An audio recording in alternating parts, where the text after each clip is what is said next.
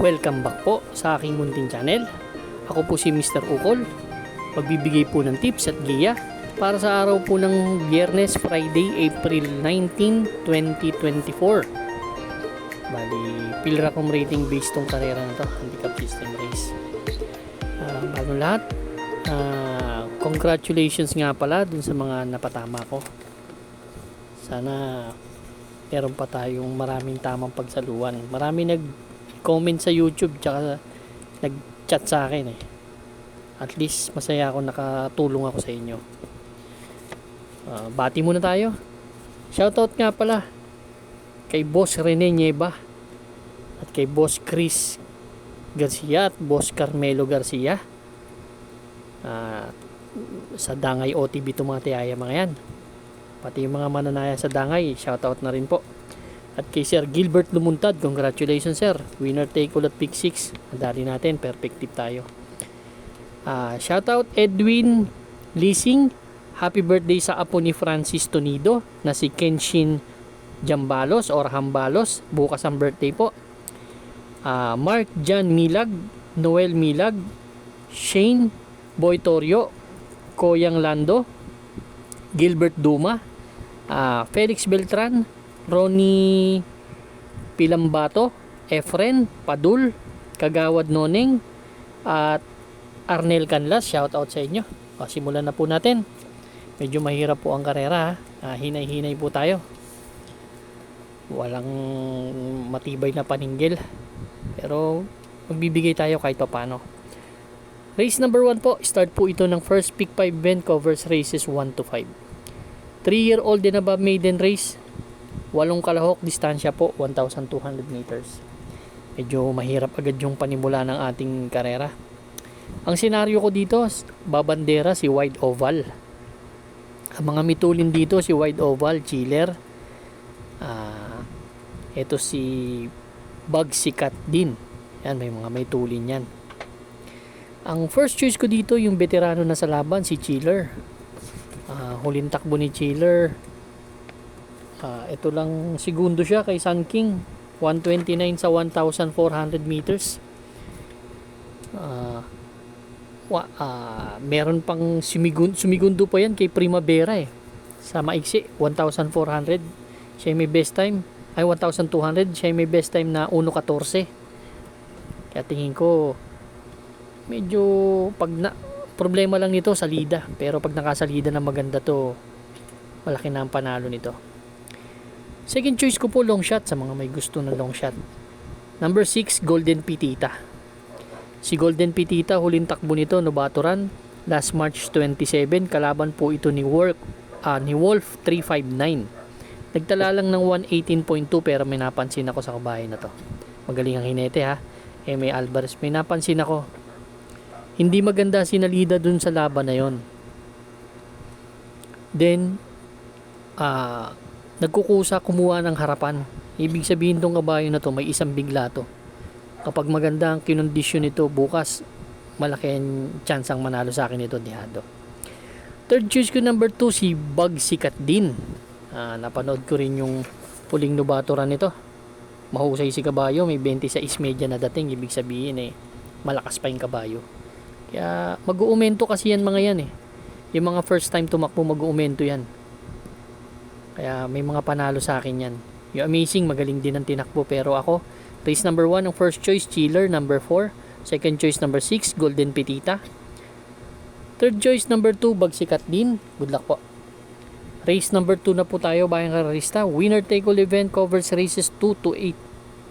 6 na kalahok, distansya po maiksi lang, 1,200 meters. 5 split non-placers po itong grupo na to. Ito ang first choice ko po, number 3, si Magnolia Ashley. Si Magnolia Ashley, naglaban na kasi sila ni Daginding. Actually, si Daginding nanalo dun. Hindi maganda kasi post position ni Magnolia Ashley, pumadpad sa labas, din nauubos din yung kabayo. Pero, andun pa yung kabayo. Ang senaryo ko naman dito, Marangal ang babandera. Magaling na hinete. Ando din si Marangal, no? Siya rin bumandera. Kung hahabulin ni Daginding, talagang gusto niya unahan, may pag-asa yung Magnolia Ashley. Pero kung susundan niya lang, striking distance lang, may panalo talaga yung Daginding. Kaya second choice ko yung Daginding. First choice ko yung Magnolia Ashley, second choice Daginding. Third choice ko yung Baywatch. Ito, laging in the money na tong kabayo na to. Meron na to, nag-uumento na. Magaling pa hinete. Kaya race number 2 ang first choice. Number 3, Magnolia Ashley. Second choice number 6, Daginding. Third choice number 5, Baywatch. Good luck po. Race number 3 na po tayo, bayang kararista. Pick 6 event covers races 3 to 8. Meron tayong 8 kalahok sa distansyang 1,200 meters. 16 to 21 split tong grupo na to. First choice ko po, entry number 2, si Melifluous. Basa ko kasi siyang babandera. May 113.4 din naman yan sa 1,200 meters. Yung huling takbo niya hindi maganda itong kay Grand Monarch, pero napansin ako sa kabayo na yan, kumbaga nagbakasyon din mga ilang buwan din, kumbaga pagkalawang yung ginawa. Magaling yung kabayo, Melifluous. From MP Cañete to RJC Tabor, kita naman natin si RJC Tabor, nagpanalo yung kahapon. Second choice ko po, bagong baba, number 6, si Durian. Si Durian galing yan sa 28 to 33 split, napunta sa 22 to 27, ngayon nasa 16 to 21 na lang. Si Durian may 1.15 rin yan sa 1,200 meters. Bagong baba yan. Pag kinalabit yan, talagang malaki panalo niyan. Third choice ko si Kaboom. Entry number 5. Actually, siya may best time dito pero matagal na yun May 1:11.8 yan sa 1,200 meters. Ang punto ko lang dito kasi si Kaboom pwedeng nananalo ng 1,200. Kaya may panalo rin si Kaboom sa akin. Race number 3, first choice number 2, Melifluous. Second choice number 6, Durian. Third choice number 5, Kaboom. Good luck po. Race number 4 na po tayo, bayang kararista. Second pick 5 event covers races 4 to 8. 8 kalahok, distansya po is 1,200 meters. 11 to 15 split. First choice ko po, sa daming di bandera. Bandera yung 1. Di bandera yung 1, 5. Sa may Tulin, yung 7. Si Limunsudan Falls. Yung Tawi-Tawi, meron din. First choice ko po, Gingini de Remate. Actually, kaya ako naging first choice to kahit maiksi to. Nasa kondisyon po kasi yung kabayo. Huling takbo nito, tersero dumating kila Tulip Choice. Pero galing to sa panalo. Galing yan sa panalo last April 5. Snow White yan tinalo niyan. Sila Real Fair 128 in a fraction, same rider. Gamay na gamay niya yan. Makapwesto lang na maganda to, makakarimati na maayos to. Second choice ko number 7, si Limunsudan Falls. Nakita ko nasa harapan tong kabayo na to. Pag hindi maganda sinalida ni Don't Stop Believin', pwedeng ito mauna. Kaya yan ang second choice ko, may 1.14 medya yan sa 1,200 meters. Third choice ko yung Megan Maxine. Nanalo rin naman yan si Megan Maxine. May 1.13 medya naman yan sa 1,200 meters. Maganda lang sa kabayo na to. Sa 1,200 meters pinarerimate. Race number 4, ang first choice number 4, Gingini. Second choice number 7, Limunsudan Falls. Third choice number 6, Megan Maxine. Good luck po. Race number 5 na po tayo, bayang kararista. Ito po yung pick 4 natin. Kaisa-isang pick 4. Meron tayo ditong siyam na kalahok but 18 betting options lang. 6 to 10 split, 1,400 meters distansya. First choice ko po, entry number 3A, Instant Message. Si Instant Message, bagong baba to.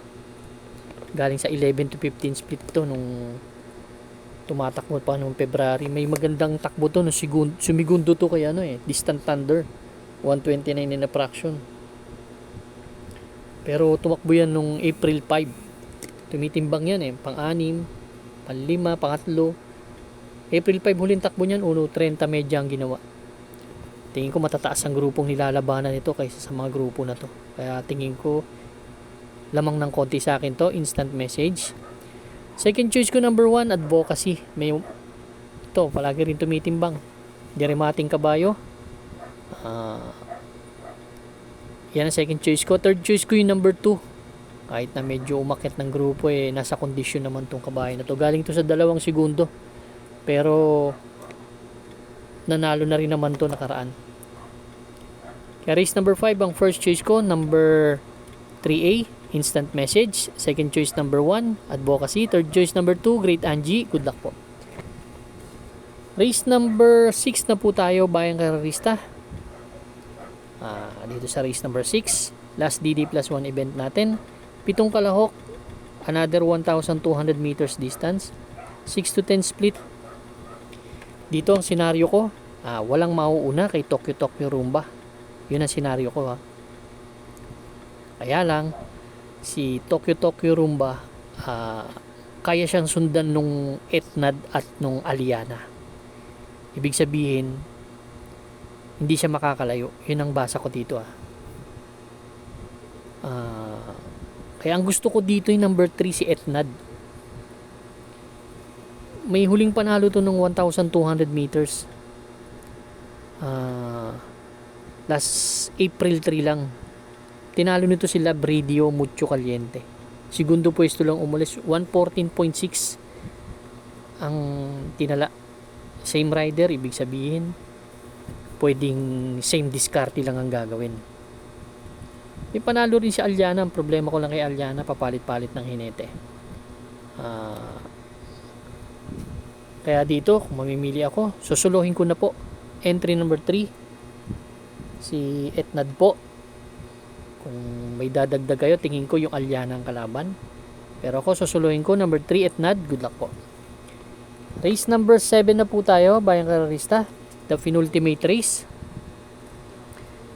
Meron tayong siyam na kalahok. Distansya po, 1,400 meters. Sensya na po, tumatagal tayo, ha. Please bear with me. Pasa Sanbat, makakakuha tayo ng magandang tip. Dito sa race number 7, ang first choice ko, entry number 7, si Adorable Felicia. Actually, talagang gustong gusto ko tong kabayan to kada tumatakbo to. Huling takbo nito ni Adorable Felicia, April 6, pang-apat dumating kila Coolmam, may 131, pero may 129 yan sa 1,400 meters, ha. Tingin ko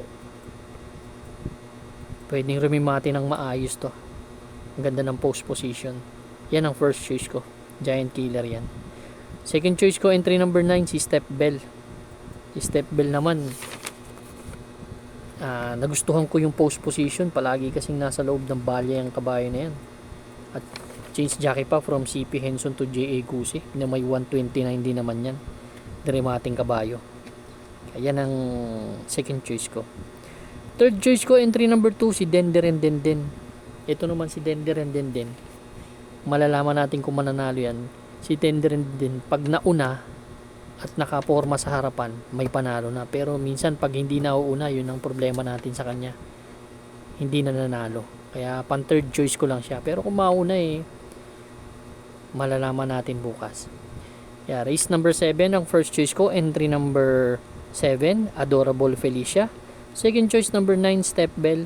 Third choice number 2, Denderen Denden. Kung may kursunada pa po kayong dihado dito, pwede nyo idagdag. Good luck po. Race number 8 na po tayo, Bayang Karerista. Last and final race for tonight. Meron tayong 10 kalahok. Distansya, 1,400 meters. 6 to 10 split. Paratingan na ng ating mga exotics. Dito, ang first choice ko, dihado. Entry number 4, Golden 8. Actually, yung huling takbo nito ni Golden 8, gustong gusto ko. Ito yung mga paborito kong kabayo. Walang nauna sa kanya dun. Kung mapapanood nyo, walang nauna kay Golden 8 dun sa laban na yun. Pagdating ng partner, dun na lang siya nilagpasan. Then paliko ng home stretch, bumabalik pa yung kabayo. Nagtala lang ng 130 na fraction, pero kung titignan nyo, dikit-dikit sila nagdatingan dun. Kaya to, pag hindi na lucha, puro dirimati yung kalaban. Yun ang nababasa ko dito. Pag hindi ito na lucha, malaki ang chance ang manalo nito. Yeah, yan ang first choice ko. Second choice ko yung bagong baba, si Best Shot. Actually si Best Shot wala man maganda mga pinapakita, pero bumaba ng grupo. Galing to sa 22 to 27 split last January lang.